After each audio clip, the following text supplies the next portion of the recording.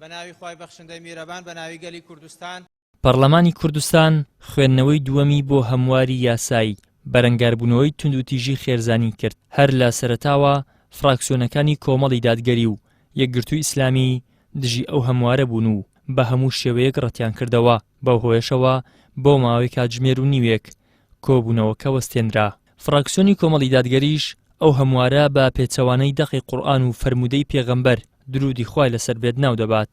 خوای گەورە سوورەتش بەناو ئافرەت کردووە، بۆیە ئەم هەموارە گوتم یان لە نەرویجەوە هاتووە یان بۆ سویسرا نووسراوە، بۆ ئێرە نییە و هیچ پەیوەندی بە ئێرە نییە و یاساش لە کاتی فەراغ ئێمە هیچ فەراغێکی خێزانی یاسای خێزانیمان نەبووە ئیلا لە دادگاکان یەکلا کراوەتەوە. کۆمەڵگای ئێمە کۆمەڵگایەکی کوردی ئیسلامیە، بمانەوەی نەمانەوەی ناتوانین کاتێکەوە باوکێک لە مناڵەکەی تووڕە و باوکە دوورخەیەوە 3 ملیۆن غەرامەی بکەی و 5 ملیۆن غەرامەی بکەی و 3 ساڵی لە سزنیکەی شێ ئەو ماڵ منداڵە بەخێوکە. بۆیە بەڕاستی تەنها شتی پیرۆزما بێ ناو کۆمەڵگادا ئوسرە و خێزانە دەیانەوێت ئەوژ نەهێنەوە وەکو ئەوروپامان لێ بکەن.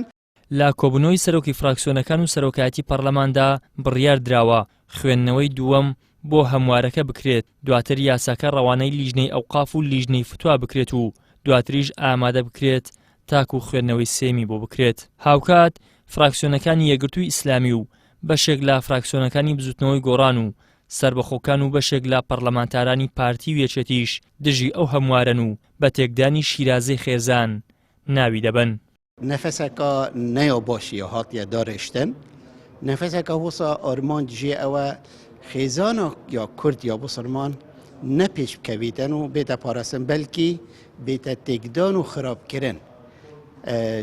مواد دوی یاسایە دیارە و دوی جیاکاریەکی چێکت نەوبەرە ئەندامێت خێزانە. وەختیان بێژین خێزان ژنێت گیرید، بابێت گیرید، کوڕیت گیرید، کچێت گیریتن. ئەوانە دوێتن وانە خراپ دەنە ڕەخێکی بەس ئافرەتی تنێ بدەنە ڕەخکی نەکو ئەم دژی ئافرەتینە.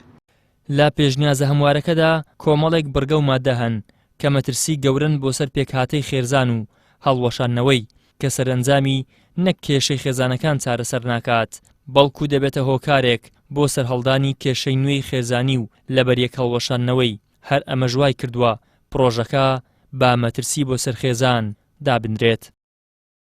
ئیدریس محەممەد، کەناڵی ئاسمانی پەیام، هەولێر.